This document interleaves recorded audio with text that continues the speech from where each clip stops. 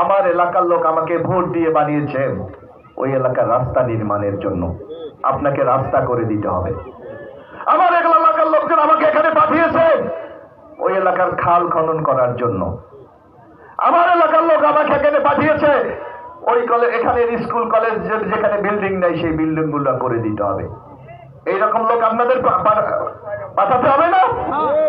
এবং আমরা সিদ্ধান্ত নিয়েছি বিএনপি ইনশাআল্লাহ আগামীতে যদি বিএনপি রাষ্ট্র ক্ষমতায় যায় আমাদের প্রধানমন্ত্রী হবে জনাব তারেক রহমান। আমি আপনাদের সন্তান, আপনাদের কারো ভাই, কারো বন্ধু, কারো এলাকার ছেলে। আমি দীর্ঘদিন ঢাকাতে রাজনীতি করেছিলাম। আমার এখানে ঘোষকরা বলেছেন আমি জাতীয়তাবাদী ছাত্র দলের কেন্দ্রীয় কমিটির সাধারণ সম্পাদক ছিলাম। এখন বিএনপির কেন্দ্রীয় কমিটির আমি প্রশিক্ষণ বিষয়ক সম্পাদক। আগামীতে যদি ইনশাআল্লাহ আপনারা ভোট দেন ধানের শীষে, তাইলে যিনি প্রধানমন্ত্রী হবেন তারেক রহমানের কাছে যেতে কি আমার কোনো পাস লাগবে? যারা মন্ত্রী হবে তাদের সাথে কথা বলতে কি কোনো সময় লাগবে? সময় লাগবে না।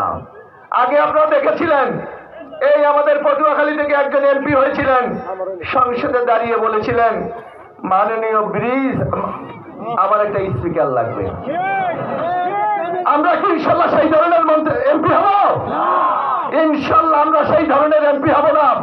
আপনারা যে বিশ্বাস আস্থা নিয়ে আগামী দিনে ভোট দেবেন, আপনাদের সেই বিশ্বাস ভোটের মর্যাদা দেব। এই বিশ্বাসের আস্থা আপনারা আমার উপর রাখতে পারেন ইনশাল্লাহ, যাতে আপনারা মুখ ফুলিয়ে বলতে পারেন এখনো তো আমি বলি আমি তো এমপি না, মন্ত্রী না, কোনো কিছু না।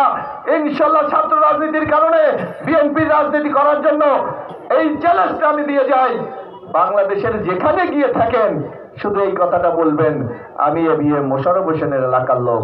ইনশাআল্লাহ বিশ্বাস করি যে কোনো লোক আপনাদেরকে সহায়তা করবে, সাহায্য করবে, এই নিশ্চয়তা আপনাদেরকে দিতে পারি।